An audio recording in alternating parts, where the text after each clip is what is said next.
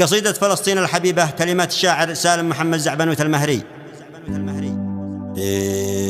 يا قلم سطر ونظم للقوافي، ويا هواجس بالمشاعر شاركينا.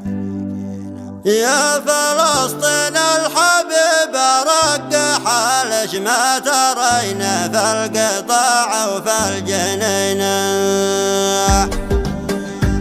يا قلم سطر ونظم للقوافي، ويا هواجس بالمشاعر شاركينا. يا فلسطين الحبيبة رقح ليش ما ترينا في القطاع وفي الجنين. من مآسي يرتكبها شعب مجرم بالقنابل لا ود كل حين. ينتقم من شعبه ظلمه بيده غير عودة أو حجارة أو سكينة. وينكم يا من بلغ مليار مسلم ما عرفنا الحياة وميتين. لا متى هذا التغافل والتكاسل، شعب غزة ينتخيق وينتخينا. يا يمنا يا يمنا يا يمنا يا حماة الدار يا أسد علينا. يا ملوك المملكة يا حفاد نوره، يا قبايل نجد يا تاج الجبينة. والندى موصول للشعب العماني، يا سلاطين العدل في الحاكمين.